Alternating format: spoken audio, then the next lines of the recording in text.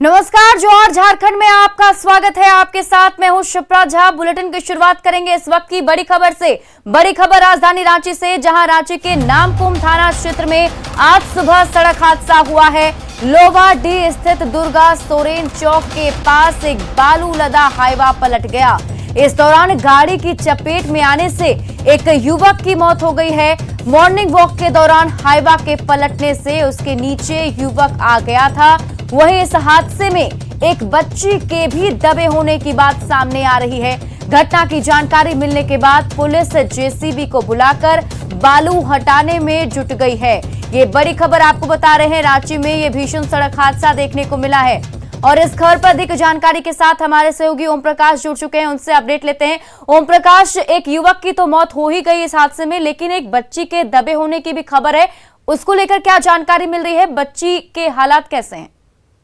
जी, फिलहाल जो है वहां पर बालू हटाने का काम जारी है और फिलहाल पुलिस और जो जेसीबी लगाकर बालू को हटाया जा रहा है और आशंका जताई जा रही थी कि बच्ची भी है, लेकिन अब तक जो है बच्ची को रिकवर नहीं किया गया है। हालांकि पुलिस और जो स्थानीय लोग हैं वो वहां पर मौके पर मौजूद हैं और उनकी तरफ से बच्ची को रेस्क्यू करने का पूरा प्रयास किया जा रहा है। जिस तरह से ये पूरा हादसा हुआ, अवैध बालू उत्खनन जो कि लगातार राजधानी रांची हो या फिर झारखंड, इसमें लगातार देखने को मिल रहा है। आपको बताना चाहेंगे कि ओवरलोड बालू लेकर ही ये हाईवा क्रॉस कर रहा था और उसी के कारण ये पूरा हादसा हुआ, जिसमें एक युवक की मौत हो गई है और कहीं ना कहीं आवागमन भी बाधित हुआ है, जिससे आम लोगों को भी खासी परेशानी का सामना करना पड़ रहा है। जी बिल्कुल। आसपास के जो लोग वहां पर मौजूद हैं, वो लोग क्या कुछ कह रहे हैं? जो बच्ची थी क्या वहीं उसी इलाके की थी, वहीं पर रहने वाली थी, और जो युवक था वो आखिर कहाँ का था? कुछ जानकारी मिल पा रही है? जी, युवक जो था वो नामकुम इलाके का ही था और बच्ची को लेकर भी जो आशंका जताई जा रही है वो आसपास के, हालांकि उसकी अभी फिलहाल बच्ची को देखा नहीं गया है, तो फिलहाल उसे लेकर अभी असमंजस बरकरार है। लेकिन जो युवक था वो पास ही में नामकुम इलाके के ही रहने वाला था और सुबह जो मॉर्निंग वॉक के लिए निकला हुआ था, लेकिन उसी बीच ये पूरा हादसा हुआ जहाँ पर तेज रफ्तार से आती हुई हाईवा असंतुलित होकर पलट गई और उस वजह से पूरा बालू जो है उसके ऊपर आ गया और युवक भी उसी हाईवा के नीचे दबकर उसकी मौत हो गई। जिसके बाद ये पूरा जो मामला है वो प्रकाश में आया है। फिलहाल पूरी तरह से रेस्क्यू ऑपरेशन जो है वो चलाया जा रहा है। जी चलिए, बहुत बहुत शुक्रिया ओम प्रकाश तमाम जानकारी के लिए। धनबाद कोयलांचल में कुख्यात शूटर अमन सिंह का खौफ बढ़ता जा रहा है। एक बार फिर अमन सिंह के गुर्गों ने बम गोली के धमाकों से दहशत फैलाने का काम किया और घटना को बड़े आराम से अंजाम देकर फरार हो गए। ताजा मामला कतरास थाना क्षेत्र के भगत मोहल्ला का है, जहां कोयला कारोबारी संजय लायलका के घर पर बमबाजी की गई है। पूरी घटना सीसीटीवी कैमरे में कैद हो गई और तस्वीरें भी आपके सामने है। देखिए, ये जो बमबाजी हुई है उसमें घर जो है वो कहीं ना कहीं क्षतिग्रस्त हुआ है। बम के धमाकों से कारोबारी का पूरा घर हिल गया।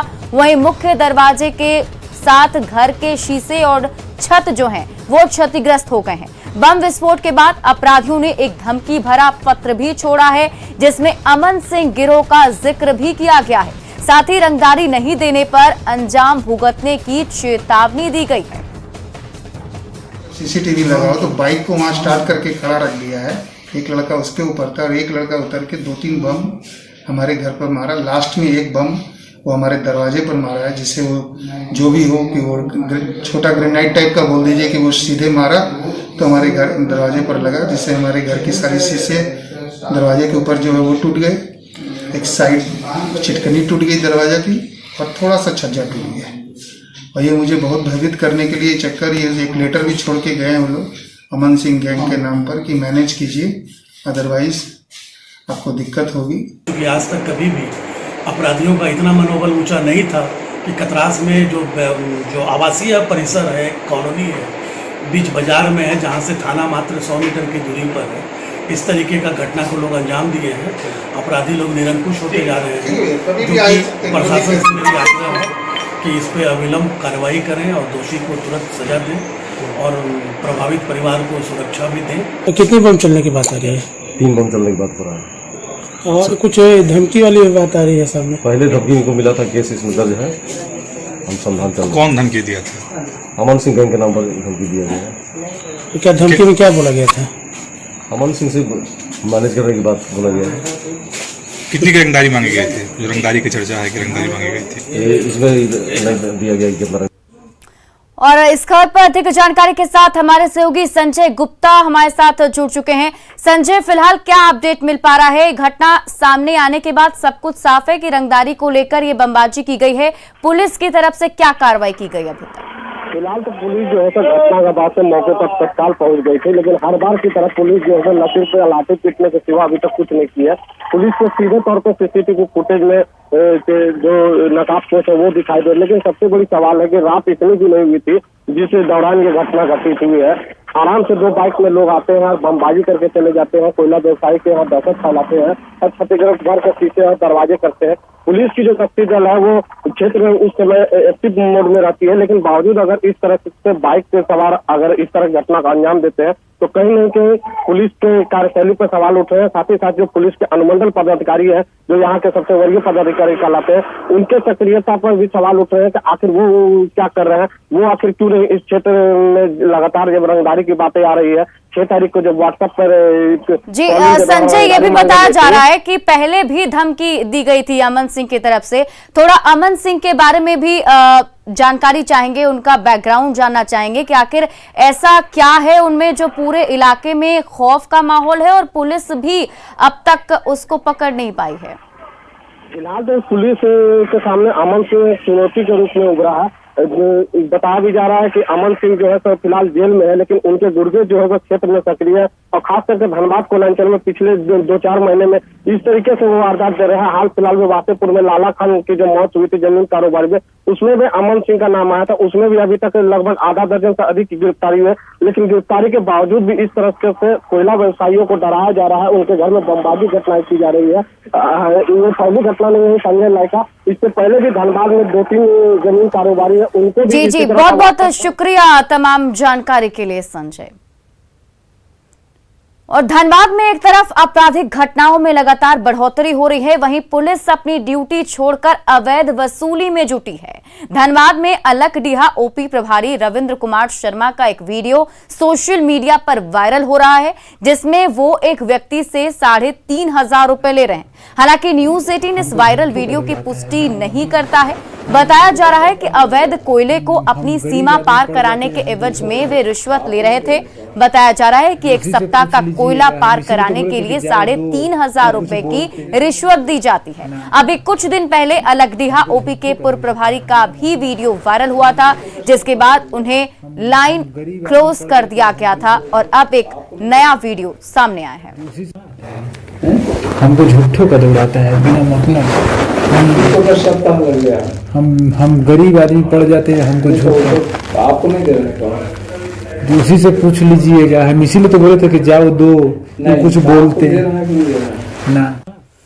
गिरिडीह के विख्यात स्टील फैक्ट्री मोंगिया स्टील के टीएमटी प्रोडक्ट के नाम पर ठगी करने वाले साइबर अपराधी को साइबर थाना पुलिस ने गिरफ्तार किया है। डीएसपी और साइबर थाना प्रभारी ने पूरे मामले का खुलासा किया। गिरफ्तार अपराधी अमित कुमार बिहार के नालंदा जिले के कतरी सराय थाना क्षेत्र के कतरडीह गांव का रहने वाला है। गुजरात और मुंबई के बड़े उद्योगपतियों को मोंगिया टीएमटी प्रोडक्ट सस्ते दर पर उपलब्ध कराने वाला ये अपराधी 3 सिम कार्ड का इस्तेमाल किया करता था। अब तक वो मोंगिया स्टील के नाम पर 2.5 लाख की ठगी कर चुका है और कंपनी के फेसबुक पेज को भी हैक कर कई महीने से वारदात को अंजाम दे रहा था। पुलिस उसके नेटवर्क को खंगालने में जुट गई है। मोंगिया स्टील प्रबंधन द्वारा हम लोगों को कुछ दिन पहले एक शिकायत उपलब्ध कराया गया था, जिसमें उनके द्वारा बताया गया था कि कुछ लोगों के द्वारा फर्जी सिम और फर्जी डॉक्यूमेंट वगैरह बनाए गए हैं तथा वो लोग मोंगिया स्टील के नाम से ठगी कर रहे हैं। वो वैसे लोग जो फेसबुक पर मोंगिया स्टील के जो फेसबुक पेज है उनका जो लोग कमेंट करते हैं, उन सब लोगों से ये संपर्क करते हैं फर्जी सिम के आधार पर और फिर उन लोगों से संपर्क करके फर्जी इनवॉइस वगैरह भेज करके और मोंगिया स्टील का जो अपना इनका जो उत्पाद होता है उसकी डिलीवरी के बारे में कुछ लोग दावा करते हैं और ठगी का प्रयास कर रहे थे। गिरिडीह के हरसिंह रायडीह के मांझी टोल में संचालित अवैध खनन में दबकर एक व्यक्ति की मौत हो गई। सूचना मिलने के बाद पुलिस घटनास्थल पर पहुंची और शव को बाहर निकालकर पोस्टमार्टम के लिए भेजा गया। बताया जा रहा है कि 3 लोग अवैध कोयला खनन कर रहे थे। इस दौरान ही ऊपर से मिट्टी धंस गई। हादसे के दौरान 2 लोग भाग निकले, लेकिन मृतक शिवा फंसा ही रह गया। स्थानीय लोगों ने आरोप लगाया है कि इस इलाके में कोयला माफिया अवैध खनन कराते हैं।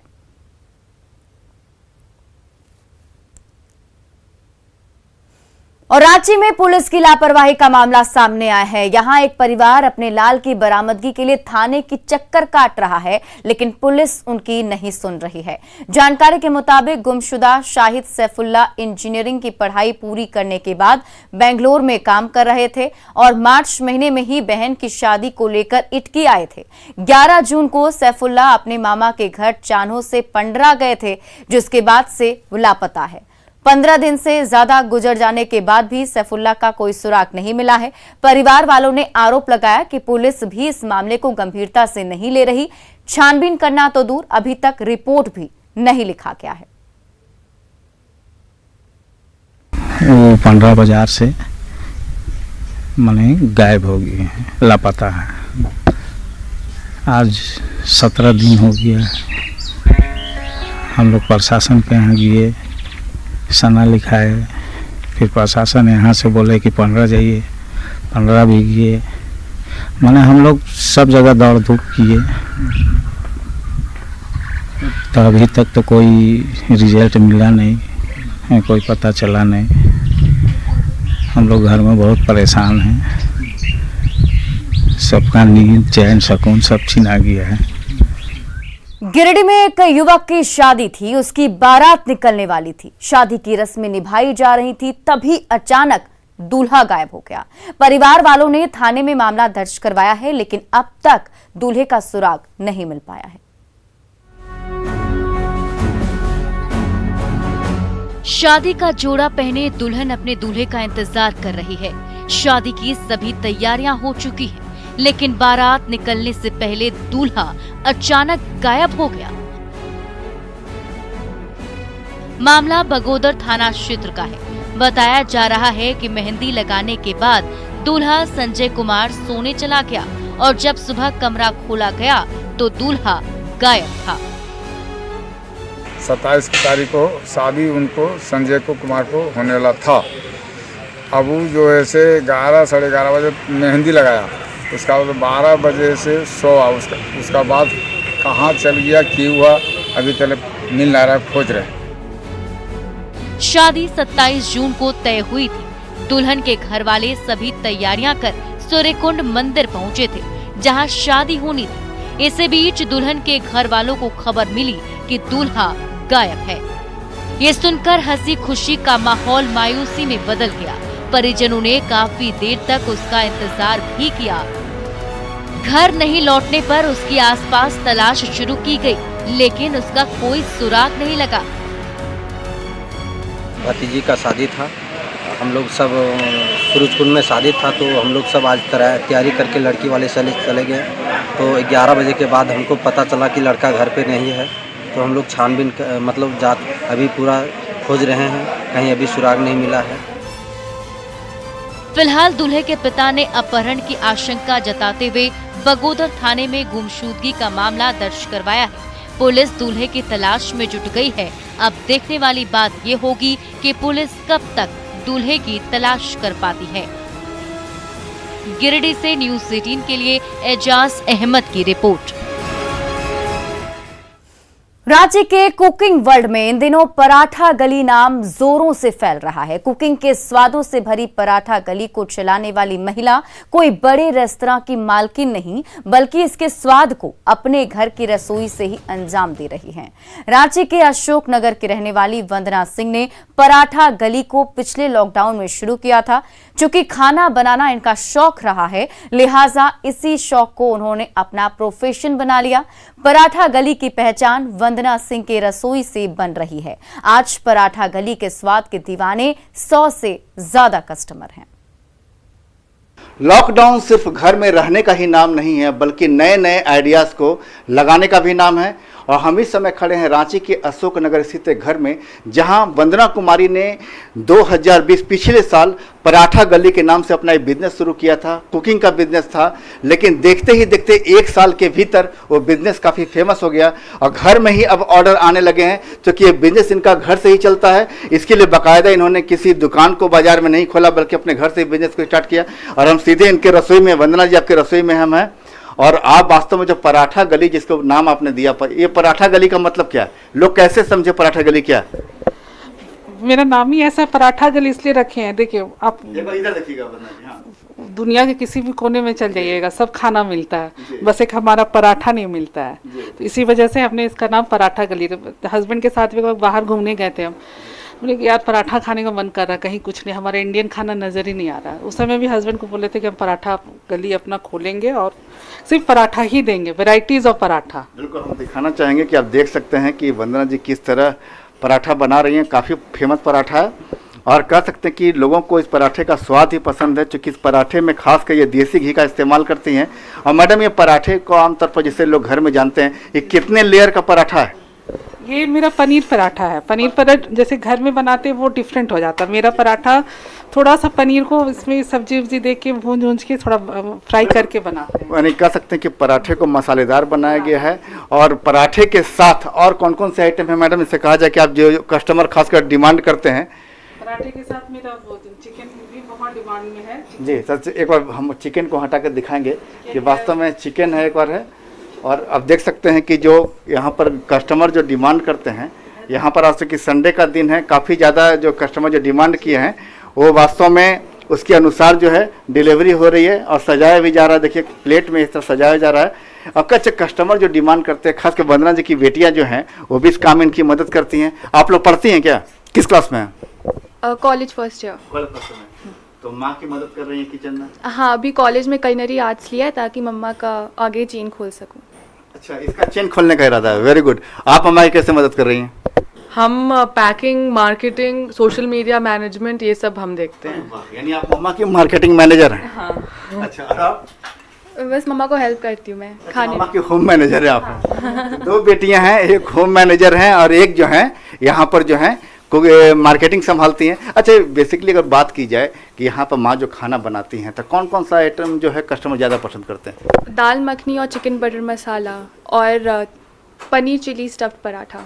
हाँ, मोस्टली ऑर्डर्स वहीं के आते हैं, उसी के आते हैं। से अपने खुद ही कर लेती हैं, लेकिन मेरा सबसे इम्पोर्टेंट काम होता है कि जब वो खाना बनाती है ना, तो मैं फाइनली टेस्ट करता हूँ इसको।